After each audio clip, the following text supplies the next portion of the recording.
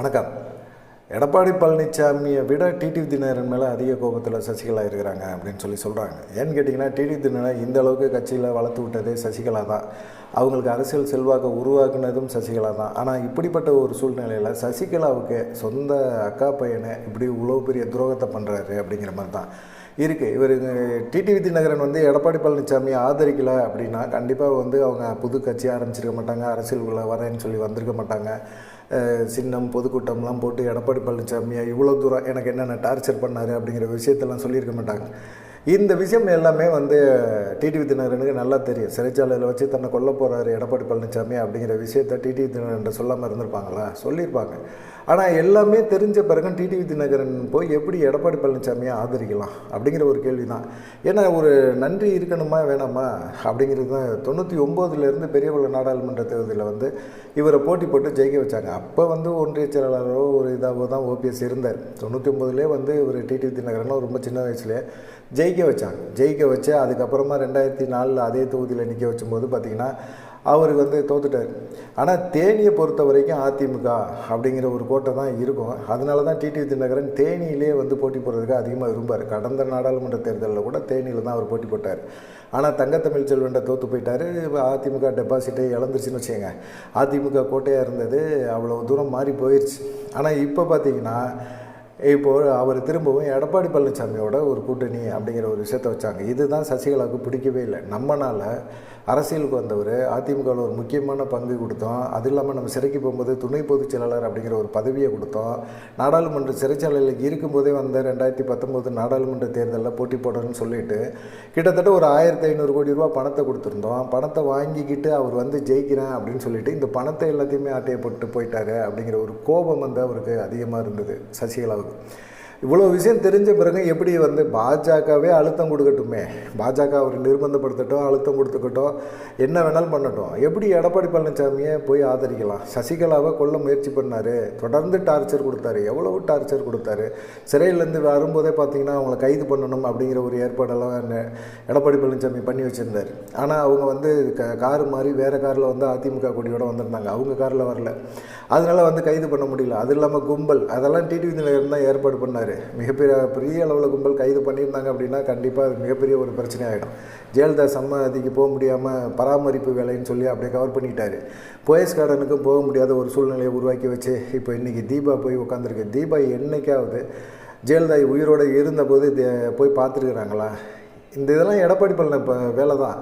சசிகலாவுக்கு அந்த போயஸ் கார்டன் போயிடவே கூடாது, போயஸிலும் போயிடக்கூடாது. திரும்பவும் அங்கே ஆதிக்கம் செலுத்துவாங்க. அங்கே போய் கட்சிக்காரங்கள்லாம் போய் காலடியில் விழுந்து கிடப்பாங்க. இதனால அந்த போயஸ் கார்டன் ஜெயலலிதா வாழ்ந்த வீட்டை சசிகலா கையில் போயிடவே கூடாது அப்படிங்கிற ஒரு எண்ணத்தில் தான் இருந்தாங்க. என்ன பண்ண முடியும்? சசிகலா அதுக்கு எய்த்தாப்பில் பெரிய பிரம்மாண்டமான வீடை கட்டி அவங்க உட்காந்துட்டாங்க. இன்னமும் போயஸ் கார்டனில் உட்காந்து தான் அரசியலே பண்ணுறாங்க. ஆனால் என்ன, ஜெயலலிதா வீடு இல்லை. தீபாவுக்கும் ஜெயலலிதா வீட்டுக்கும் சம்மந்தமே கிடையாது. உயிரோடு இருந்தப்போ கூட ஒரு நாள் கூட போய் தீபா போய் பார்த்ததே கிடையாது. இன்றைக்கி அந்த அம்மா அந்த வீட்டில் உட்காந்துருக்குது. இதுக்கெல்லாம் ஏற்பாடு பண்ணது யார்? இவர் எடப்பாடி பழனிசாமி தான். சரி, எல்லாமே போட்டோம். அதுக்கப்புறமா தீபாவை போய் மிரட்டி இருக்கிறாரு. அந்த வீட்டை எனக்கு எழுதி கொடுத்துரு, உனக்கு எவ்வளோ கோடிகள் வேணும் அந்த கோடிகளை நான் கொடுத்துட்றேன், எனக்கு அந்த வீட்டை கொடுத்துரு அப்படிங்கிற மாதிரிலாம் கேட்டு பார்த்தாரு. ஆனால் அந்த வீட்டை வாங்கியிருந்தாரு அப்படின்னா கண்டிப்பாக அதிமுக தொண்டர்கள் பயங்கரமான ஒரு டென்ஷன் ஆகியிருப்பாங்க. ஆனால் அதை நினைவிடமாக மாத்திரேன், அதை மாத்திரேன், இதை மாத்திரேன்னு சொல்லி சசிகலாவுக்கு மிகப்பெரிய அளவில் ஒரு நெருக்கடியை எடப்பாடி பழனிசாமி கொடுத்தாரு. இதெல்லாம் டிடிவி தினகரனுக்கு நல்லாவே தெரியும். தெரிஞ்சுட்டு எப்படிப்பா நீ போய் ஆதரிச்ச? அதுதான் கோபமே அவங்களுக்கு. இந்த கோபம் இந்த இதில் பார்த்திங்கன்னா கண்டிப்பாக சசிகலா டிடிவி தினகரன் எடப்பாடி பழனிசாமி சேர்ந்து டிடிவி தினகரனையும் இந்த அரசியலேருந்து காலி பண்ணணும் அப்படிங்கிற ஒரு எண்ணத்துக்கு அவங்க வந்துட்டாங்க. ஏன்னா அந்த அளவுக்கு டிடிவி தினகரன் நெருக்கமாக இருந்துட்டு இன்றைக்கி சசிகலா அரசியலுக்கு வரக்கூடாதுன்னு சொல்கிறதுக்கு அவர் யார்? அவரை அரசியலுக்குள்ளே கொண்டு வந்ததே சசிகலா தான். சசிகலாவை கொண்டு வந்த அரசியலுக்குள்ளே அவர் தென் மாவட்டங்களையும் டெல்டா பெல்ட்டுகளையும் ஆட்களை வச்சுக்கிட்டு அவர் ஜெயிச்சிடலாம் அப்படிங்கிற ஒரு கனவு அவருக்கு. தேனி தான் அவருக்கு மிக முக்கியமாக. ஏன்னா தேனி பெல்ட் எம்ஜிஆர் காலத்துலேருந்து ஜெயலலிதா காலத்துலேருந்தும் சரி இன்னமும் அதிமுக அப்படிங்கிற ஒரு எண்ணத்தோடு தான் இருந்தாங்க. ஆனால் அந்த மாதிரி ஒரு சூழ்நிலையில் இருக்கிற இடத்துலையே பார்த்திங்கன்னா டிடிவி தினகரன் தன்னுடைய செல்வாக்கை வளர்த்துக்கணும்னு முயற்சி பண்ணுறாரு. வளர்த்துக்கிட்டோம், அது ஒன்றும் தப்பு கிடையாது. ஆனால் ஒரு துரோகி ஜெயலலிதா மறைஞ்ச பிறகு சசிகலாவுக்கு முதலமைச்சர் பதவி எடப்பாடி பழனிசாமி கையில் ஒப்படைச்சிட்டு போனோன்னா அதுக்கு விசுவாசமாக இல்லாமல் அவங்களே கொல்ல பார்த்தார்ல, அந்த விஷயத்தை வந்து எப்படி டிடிவி தினகரன் மறக்கிறார்? அப்போ வந்து எடப்பாடி பழனிசாமியோடு சேர்ந்து சசிகலாவுக்கு எதிராக வந்து சதியை டிடிவி தினகரனும் பண்ணியிருக்காரா அப்படிங்கிற ஒரு கொஸ்டினை சசிகலா தரப்புலையும் வைக்கிறாங்க. ஆனால் எடப்பாடி பழனிசாமிக்கு எதிரான ஒரு அரசியல், டிடிவி தினகரனுக்கு எதிரான அரசியலை முன்னெடுக்கணும் அப்படிங்கிறதுல தான் ரொம்ப முனைப்பாக இருக்கிறாங்க. இந்த தேர்தல் 2026 தேர்தல் எடப்பாடி பழனிசாமியை ஒரு துரோகியை ஆதரித்த டிடிவி தினகரன் எடப்பாடி பழனிசாமியோட மிக மிக மிக பெரிய துரோகி அப்படின்னு சொல்லி சசிகலா தரப்புலாம் எல்லாமே இது பண்ணுறாங்க. எடப்பாடி பழனிசாமியை விடுங்க, அவருக்கு வந்து ஜெயிக்கிறது கஷ்டம். ஆனால் டிடிவி தினகரன் வந்து தென் மாவட்டங்களில் நான் இந்த சமூகத்தை சேர்ந்தவன் அப்படின்னு சொல்லிட்டு அந்த சமூக ஓட்டுகளை வந்து பெறலாம் அப்படின்னு நினச்சா அதுக்கு ஆப்படிச்சே ஆகணும். டிடிவி தினகரனை பெருசாக வந்து அரசியலில் இருந்து வீழ்த்தணும் அப்படிங்கிற ஒரு எண்ணத்துக்கு சசிகலா வந்துட்டாங்க. அதனால தான் பார்த்திங்கன்னா புதிய கட்சி புதிய கொடி அப்படிங்கிற விஷயத்தை வந்து இது பண்ணிட்டாங்க. டிடிவி தினகரனுக்கு இது தெரியாமல் இருக்குமா? டிடிவி தினகரனுக்கு இது தெரியும். டிடிவி தினகரன் எடப்பாடி பழனிசாமியை ஆதரிக்காமல் அப்படியே தனிப்பட்ட முறையில் அவர் பாட்டுக்கு இருந்திருந்தார் அப்படின்னா 2026 சட்டமன்ற தேர்தலில் கண்டிப்பாக ஓபிஎஸ், டிடிவி தினகரன் இவங்கெல்லாம் ஒரு நெருக்கத்தில் இருந்திருந்தாங்கன்னா சசிகலா அவங்கள ஆதரிச்சிருக்கிறதுக்கான வாய்ப்புகள் இருக்குது. அவங்களுக்கு இப்போ வந்து ஒரே கோபம் என்னென்னா பாஜக மேலேயும் எடப்பாடி பழனிசாமி மேலேயும் தான் இருந்தது. இப்போது அந்த கோபம் வந்து அப்படியே மாறி டிடிவி தினகரன் மேலேயும் வந்துருச்சு. இப்போ முதல்ல வந்து தென் மாவட்டங்களில் டிடிவி தினகரனை காலி பண்ணோம்னா நம்ம ஸ்ட்ராங்காக உட்காரணும் அப்படிங்கிறதுல தான் அவங்க இருக்கிறாங்க.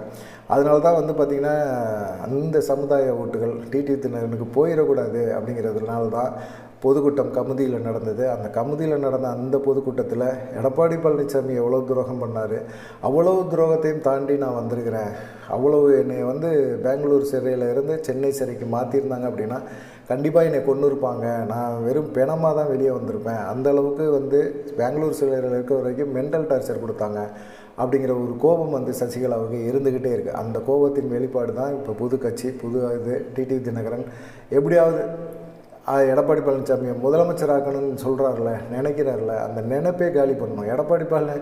டிடிவி தினகரனையே வந்து ஜெயிக்க வைக்கலைன்னா அப்படின்னா அவர் எங்கள் எடப்பாடி பழனிசாமியை முதலமைச்சராகிறது? துரோகியும் ஒன்று சேர்ந்துட்டாங்க. இப்போ இந்த 2 துரோகியும் வீழ்த்த வேண்டிய ஒரு பொறுப்பு யாருக்கு வந்திருக்கு? சசிகலாவுக்கு வந்திருக்கு அப்படிங்கிற மாதிரி தான் சசிகலா தரப்பில் சொல்லியிருக்காங்க. ஆனால் இதெல்லாம் தெரிஞ்சுக்கிட்ட டிடிவி தினகரன் என்ன செஞ்சுட்டாரு, இந்த சட்டமன்ற தேர்தலில் நான் போட்டி போடுறதில்ல அப்படின்னு சொல்லிட்டார். ஆனால் அவருக்கு பாஜக சார்பில் வந்து என்டிஏ கூட்டணி சார்பில் ஒரு 10 தொகுதி ஒதுக்குறாங்க.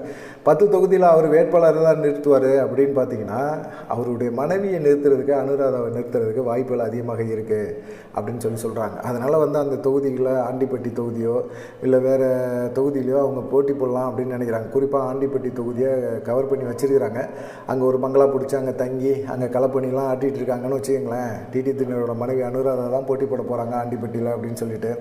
ஆனால் ஆண்டிப்பட்டியில் இருக்கிற அம்மா மக்கள் முன்னேற்ற கழகத்தினர் எல்லாமே பார்த்திங்கன்னா கண்டிப்பாக மேடம் தான் போட்டி போட போகிறாங்க, அதனால் அவங்களுக்கு நம்ம ஆதரவாக இறங்கி செயல்படணும்னு சொல்லி செயல்படுறாங்க. ஆனால் இப்போது சசிகலா அங்கே இறங்கிட்டாங்க, களத்தில் இறங்கிட்டாங்க. தேனி மாவட்டத்தில் அதான் குறிப்பாக ஆண்டிப்பட்டி இந்த முக்கியமான பகுதியில் இருக்கிற சமூகத்தை சேர்ந்த முக்கியமான புலிகள் எல்லாத்தையுமே போயஸ் கார்டன் வர வச்சு உட்கார வச்சு இப்போ எல்லாத்திலையும் பேசியிருக்காங்க. இது வந்து என்னன்னு கேட்டிங்கன்னா அதிமுகவும் சரி அம்மா மக்கள் முன்னேற்ற கழகத்தில் இருக்கிறவங்களுக்கு ஒரு மிகப்பெரிய ஒரு பிரச்சனையை ஏற்படுத்தியிருக்கு. ஆண்டிப்பட்டி தொகுதியில் டிடிவி தினகரன் போட்டி போட மாட்டார், அவர் மனைவி போட்டி போட்டாங்க அப்படின்னா கண்டிப்பாக வந்து அவங்களுக்கு எதிராக அனுராதாவுக்கு எதிராக அவருடைய சகோதரர் திவாகர் இருக்கார் இல்லையா, அவருடைய மகன் ஜெய் ஆனந்த போட்டியில் இருக்குவாங்க. இல்லைன்னா இளவரசி, அவங்களுடைய தம்பி இளவரசியோட மகன் விவேக், இவங்க 2 பேர்த்தில் யாராவது ஒருத்தங்கள டிடிவி தினகரனுக்கோ இல்லை டிடிவி தினகரன் எதிராக அவர் மனைவிக்கோ எதிராக வந்து ஜெய் ஆனந்தையோ விவேக்கையோ களத்தில் இறக்கி விடுறதுக்கான வேலையில் இறங்கிட்டாங்க. இந்த கட்சி புதுசாக ஆரம்பிக்கப்பட்ட சசிகலாவோட கட்சியும் சரி, அதே போல் வந்து பார்த்திங்கன்னா திவாகரன் ஏற்கனவே ஒரு கட்சி வச்சுருக்காரு, அந்த கட்சி சார்பாகவும் சரி எல்லாத்தையும் ஒன்றிணைச்சு களத்தில் இறங்கி வேலை பார்க்க போகிறாங்க. டிடிவி தினகரனை எடப்பாடி பழனிசாமியை தென் மாவட்டங்களில் மிக முக்கியமான தொகுதியிலலாம் டெபாசிட் அதிமுக இழந்தே ஆகணும் அப்படிங்கிற மாதிரி ஒரு எண்ணத்தில் இருக்கிறாங்க. அவங்கள பொறுத்த வரைக்கும் இப்போ எதிரியெல்லாம் என்னன்னு கேட்டிங்கன்னா முதல் டிடிவி தினகரன் தான், 2வது தான் எடப்பாடி பழனிசாமி, 3வது தான் பாஜக அப்படின்னு லிஸ்ட்டு பிரித்து வச்சுருக்கிறாங்க. இதுதான் பார்த்திங்கன்னா தென் மாவட்டங்களில் இப்போ பரவலாக பேசப்படுது. எப்படி ஒரு எடப்பாடி பழனிசாமி என்னை சிறையில் கொல்ல பார்த்தான்னு சொன்ன ஒரு விஷயத்துக்கு தெரிஞ்ச டிடிவி தினகரன் எப்படி அவரை முதலமைச்சராக்கிறதுக்காக இவர் வந்து தென் மாவட்டங்களில் வந்து அவங்களோட கூட்டணி வச்சு ஜெயிப்பார், அதை வேடிக்கை சசிகலா பார்ப்பாங்களா? அந்த அம்மா ஏற்கனவே கோவக்கார அம்மா, அது வெளியே உள்ளே எவ்வளோ தக்கன்னு எரிஞ்சாலும் வெளியே சிரிச்சுக்கிட்டே தான் இருக்கும், பெருசாக ஒன்றும் பண்ணாது. ஆனால் ரியாக்ஷன் பண்ணுச்சு அப்படின்னா அது பெரிய லெவலில் ரியாக்ட் பண்ணும். அப்படிங்கிறது தெரியுது. இப்போ கூட பாஜக என்ன பண்ணாலும் பண்ணிட்டு போகுது. ஏன்னா பாஜக நினச்சா அவங்களுக்கு வந்து சசிகலாவுக்கு ஒரு அழுத்தத்தை கொடுக்க முடியும். அவங்க ஏன் இன்னும் கட்சி பேரை அனௌன்ஸ் பண்ணாமல் இருக்கிறாங்க அப்படின்னா, தேர்தல் தேதி அறிவிக்கட்டும் அப்படின்னு தான் முடிவு பண்ணி வச்சுருக்கிறாங்க. ஏன்னா பாஜக எதை வேணாலும் எதை பண்ணும் அப்படிங்கிறது அவங்களுக்கு நல்லாவே தெரியும். தேர்தல் தேதி அறிவித்த பிறகு அவங்க பண்ணுவாங்க. ஒரு செயல்பாடு இருக்கும். முழு கோபம் ஃபுல்லாக டிடிவி தினகரன் மேலே தான் இருக்குது அப்படின்னு சொல்கிறாங்க. உங்களுடைய கருத்துக்கள் என்ன அப்படிங்கிறத மறக்காமல் கமெண்ட் பண்ணுங்கள். கண்டிப்பாக டிடிவி தினகரன் மனைவிக்கு எதிராக பார்த்திங்கன்னா ஜெய் ஆனந்தோ விவேக்கோ களத்தில் இறங்குவாங்க அப்படின்னு சொல்கிறாங்க. உங்களுடைய கருத்துக்களை மறக்காமல் கமெண்ட் பண்ணுங்கள். தொடர்ந்து நம்ம சேனலை பாருங்கள், சப்ஸ்கிரைப் பண்ணுங்கள், லைக் பண்ணுங்கள், கமெண்ட் பண்ணுங்கள். நன்றி, வணக்கம்.